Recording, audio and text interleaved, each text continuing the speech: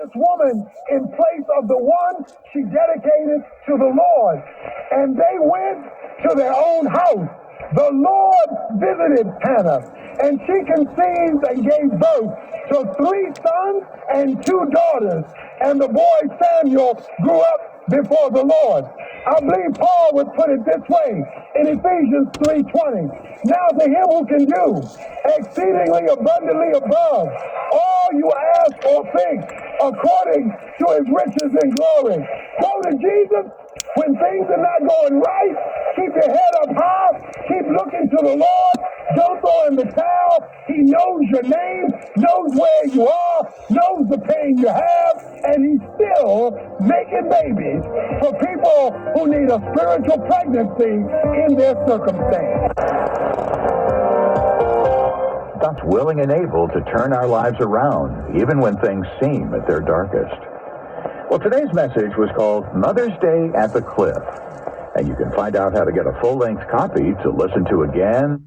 And you might comes across to pick things up. We've got Yarborough down for San Jose.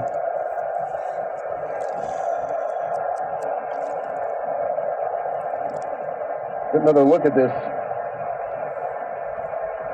as it skips through traffic. Not sure what happened to Yarborough. Well, he may have taken a knee from Gruezo as Gruezo came through trying to clear the ball. Quake on quake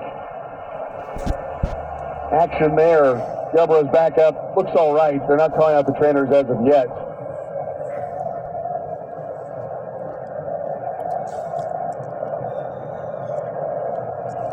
Actually, it looks like he's holding his hand more than anything else. Hard to see what exactly happened on the play. But he's back up to the top of the area for the Earthquakes before backing it up. Pressured by Navajo and gets it in play. Puts too much on it. Now the Rapids come back in the opposite direction, keeping it in play. Cabral to the spot. Navajo headed on and wide. Back on a goal kick to San Jose. San Jose Earthquakes versus Orlando City SC on Saturday, May 18th at 7:30. The Quakes will celebrate Vietnamese Heritage Night with martial arts and lions dance performances. Get your tickets at SJEarthquakes.com.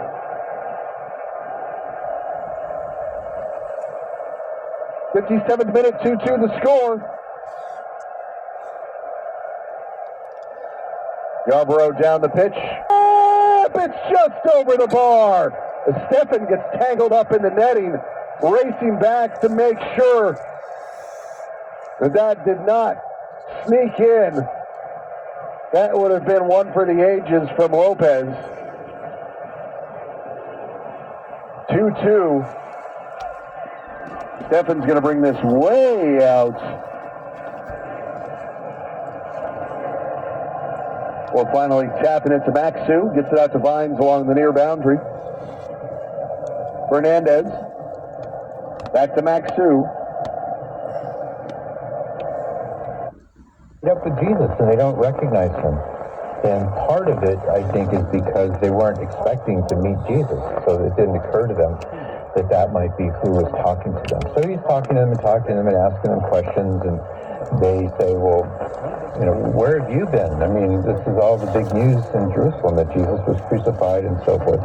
So then we see that it's getting late in the day, and they go into some place, some home or some place, and they say to him, stay with us, for it is toward evening and the day is now far spent. So he went in to stay with them. When he was at the table with them, he took the bread and blessed and broke it and gave it to them. And their eyes were opened and they recognized him, and he vanished out of their sight. They said to each other, did not our hearts burn within us while he talked to us on the road, while he opened to us the scriptures? So there is a connection, by the way, between breaking open the scriptures in verse 32 and breaking the bread in verse 30. There's a kind of an analogous parallel between the Eucharist and the Holy Scriptures. But in any case, the first thing to point out is that they recognize him. It doesn't say that they recognize the Eucharist or that they recognize that this was what Jesus did at the Last Supper. We're not told who these disciples were. So the 12 apostles among the disciples were the disciples who were present at the Last Supper. But we don't know who these two were, so we don't know. Maybe they weren't there in the upper room during the Last Supper. But the main thing that we do know is that it was during this breaking of the bread that they recognized him. It doesn't say that they recognized that this was what Jesus had done at the Last Supper. So they may or may not have understood that part of it. They just simply reference it, that it was when this happened, when he broke the bread and blessed it, that's when we suddenly realized.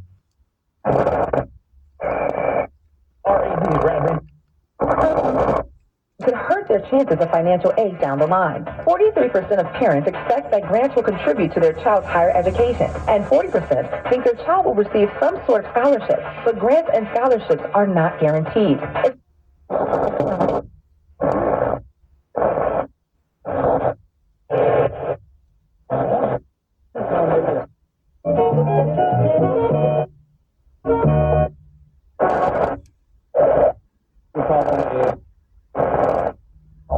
Dropping the word boy from Boy Scouts and instead changing the name to Scouting America. And a scouting alternative, trail life. We've just got a culture that seems to be dead set against the biblical masculine model that a boy is built to grow into. We've got all this and more. I'm Georgine Wright.